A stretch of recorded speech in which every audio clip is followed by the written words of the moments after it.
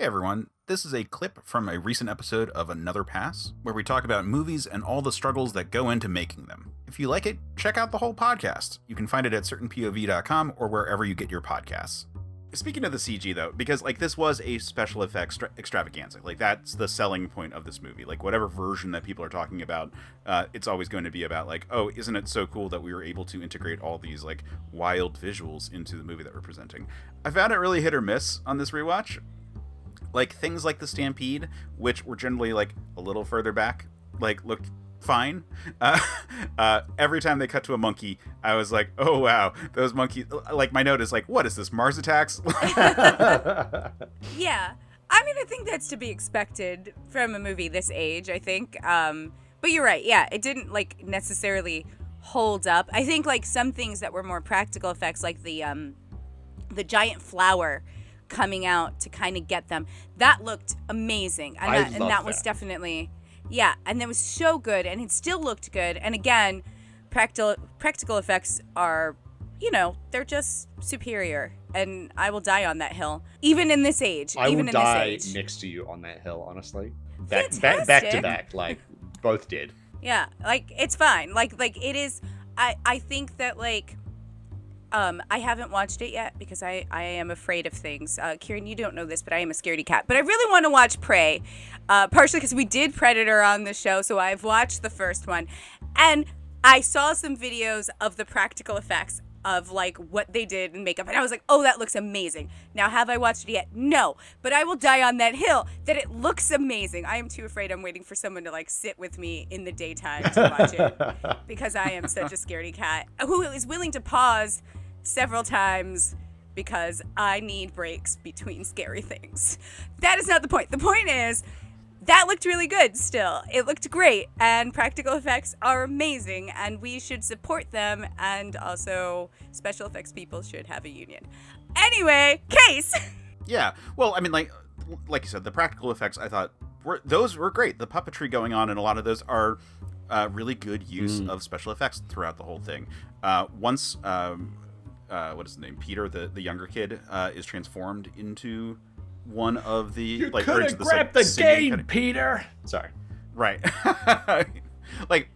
Close-ups on him, generally speaking, look pretty good because they actually applied these prosthetics to him all. So generally, I thought that looked good right there. The lion, even, which most of the shots, I'm guessing was matting, but it still looked like it was a puppet, not a CG thing going on with it. Particularly its face, had some strong details that I was I don't think those are CG. I think I think there's actually some sort of puppet going on here. It might have been smaller scale and they blew it up and matted it on the scene, but it just looked like there was actual physical craftsmanship to it. I thought that looked pretty good. The like we said, the plants and whatnot looked really good, and then the CG, when it's used appropriately, doesn't look bad. There's the whole talk about mid-90s movies as CG matured into a thing that you could put in a movie that was meant for adults, as opposed to the 90s Power Ranger movie where it's it doesn't really matter how bad it looks. I was gonna love that shit regardless. The unreality almost was kind of a selling point for it. But when you look at Titanic, where it's such a seamless blending of things because directors knew we have this new tool set, but it can't do the whole job for us, in a way that more modern movies, they don't really behave that way. I think there's a lot of those really good spots like that in this movie.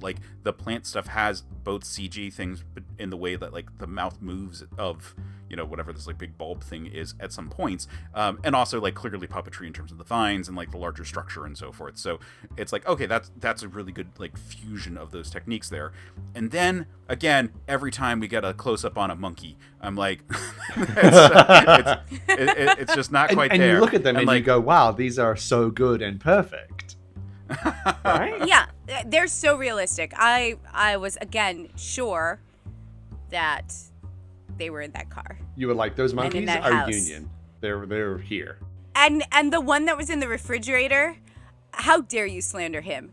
Hours in that refrigerator, over and over, filming that. So many takes. So many takes. But it really helped it because he used it, because he had to walk out angry, and he really was. So that's how professional he was. Well, and like I might be a little like judgmental of monkey effects specifically.